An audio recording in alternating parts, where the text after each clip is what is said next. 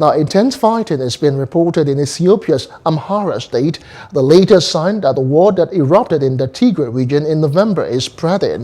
And Amhara officials በሀገራችን በሰሜኑ ክፍል የሚገኘው የህወሓት ቡድን ከፌዴራሉ መንግስት ጋር ግጭት ውስጥ ከገቡ ሰነባብተዋል። ይህ ግጭት የፌዴራሉ መንግስት ከሰሞኑን በትግራይ ክልል ላይ ባደረሰው የድሮን ጥቃት እንዳያገረሽ ብዙዎች ስጋታቸውን ገልጸዋል።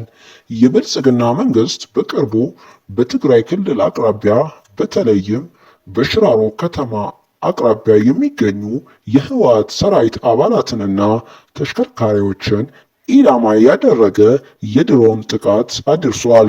ጥቃቱ ከፍተኛ ፍንዳታና እሳት የቀሰቀሰ ሲሆን በክልሉ ባለስልጣናት ዘንድ የፕሪቶሪያውን የሰላም ስምምነት የጣሰና ዳግም ጦርነትን የሚጋብዝ ነው ተብሎ ተወግዟል። ሴራ የተሰኘ የዩቲዩብ ቻናል ሲሆን ዓለም ላይ የሚገኙ አስገራሚ አስደናቂ ነገሮችን በሚገርም ትንተና አቀርብላችኋለሁና ላይክ፣ ሼር፣ ሰብስክራይብ ማድረግ እንዳይረሳ።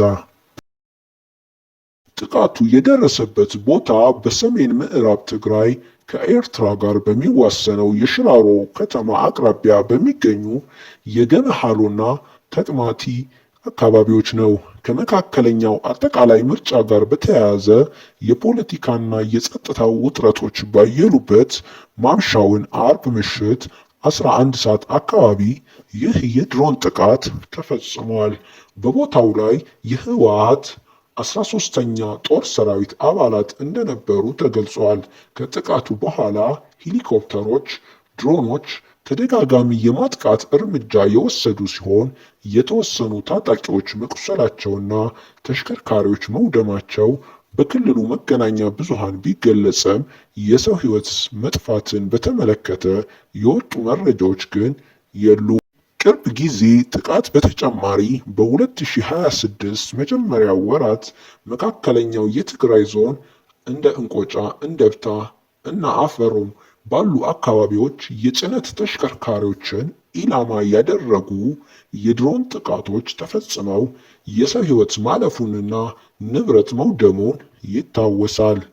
የፌዴራል መንግስትና የብልጽግና ፓርቲ በሰላማዊ መንገድ የቆየውን የትግራይ ህዝብና ሰራዊቱን ኢላማ ማድረጋቸውን በመግለጽ በዋሽንግተን በተደረሰው የፕሪቶሪያ ሰላም ስምምነት ላይ ግልጽ ጥሰት መሆኑን አሳውቀዋል። ዓለም አቀፉ ማህበረሰብም ሁኔታውን በጥብቅ እንደሚከታተለው ጥሪ አቅርበዋል። የብልጽግና መንግስት በበኩሉ በተለይም በወቅቱ ሀገራዊ ሁኔታ ዙሪያ እንደዚህ አይነት የደህንነት ስጋቶችን በሚመለከት በይፋ ከሚያደርጋቸው መግለጫዎች ባለፈ ስለነዚህ የተወሰኑ የድሮን ጥቃቶች በግልጽ የሚሰጡትን መረጃዎች አልገለጸም። የአፍሪካ ህብረትና የተለያዩ ታዛቢዎች ሁለቱም ወገኖች ከፍተኛ ጥንቃቄ እንዲያደርጉና አለመግባባቶችን በውይይት እንዲፈቱ አሳስበዋል።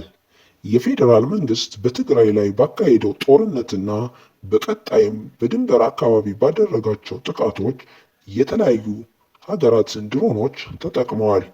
በዋናነት ከተጠቀሟቸው ድሮኖች መካከል ባይራክተር ቲቢ2 የተሰኘ ቴክኖሎጂ የታገዘ ለረጅም ሰዓታት በአየር ላይ በመቆየት ግዳጅ የሚፈጽም በትክክለኛ ሚሳኤል የታገዘና የጦርነቱን አቅጣጫ ለመቀየር ከፍተኛ ሚና እንደነበረው የሚነገርለት የቱርክ ሰራሽ ድሮን ነው።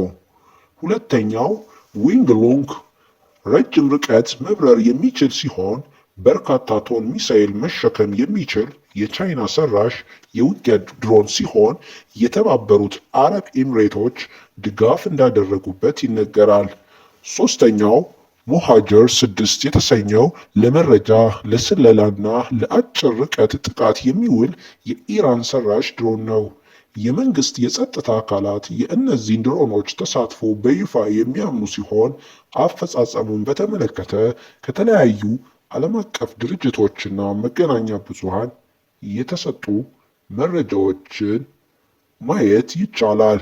የፌዴራል መንግስት ከቱርክ፣ ከኢራን እና ከቻይና ጋር ባደረጋቸው ወታደራዊና ዲፕሎማሲያዊ ስምምነቶች እነዚህ የጦር መሳሪያዎችን ማግኘት እንደቻለ የአውሮፓ ህብረት እና የዜና አውታሮች ዘግበዋል። ድሮኖቹ ከመከላከያ ሰራዊት ጋር በማቀናጀት ከታጣቂዎች ጋር በተደረጉ ውጊያዎችና በስለላ ስራዎች ላይ በከፍተኛ ሁኔታ ጥቅም ላይ ውለዋል። በሌላ በኩል እንደ አምኒስቲ ኢንተርናሽናል እና ሂውማን ራይትስ ዎች ያሉ ዓለም አቀፍ የሰብአዊ መብት ተሟጋች ድርጅቶች እነዚህ የድሮን ጥቃቶች በንጹሐን ሰላማዊ ሰዎች ላይ ጉዳት ማድረሳቸውን እንዲሁም በአስፈላጊ መሰረተ ልማቶች ላይ ውድመት ማስከተላቸውን ገልጸዋል።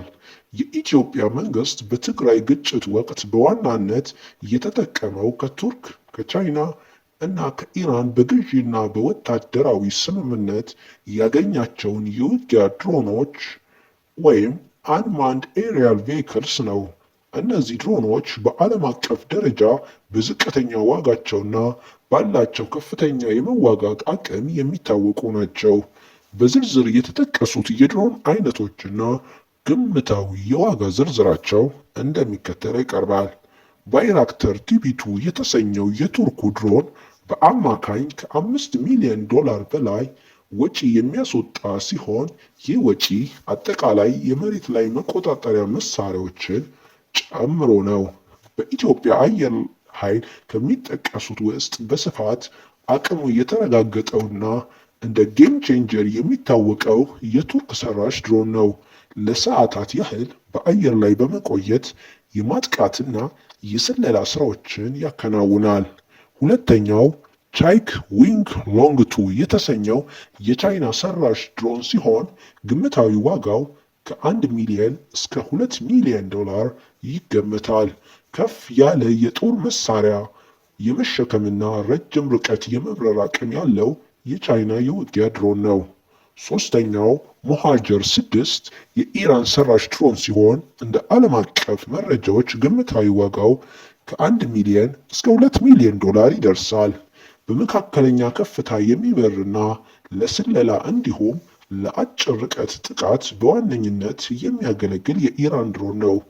የጦር መሳሪያዎች ዋጋ እጅግ ውድ የሆነ የሚሳኤሎችን የሚጠይቅ ሲሆን እያንዳንዱ ከድሮን የሚተኮስ ሚሳኤል በአማካኝ ከ60,000 እስከ 100,000 ዶላር ያወጣል። በአጠቃላይ የኢፌዴሪ አየር ኃይል እነዚህን ድሮኖች በኢትዮጵያ አቅራቢያ በሚገኘው የሐረር ሜዳ ቢሾፍቱ አየር ማዘዣ ጣቢያ በመጠቀም በግጭቱ ወቅት ያለሰለሰ የአየር ላይ ድብደባን አድርጎባቸዋል።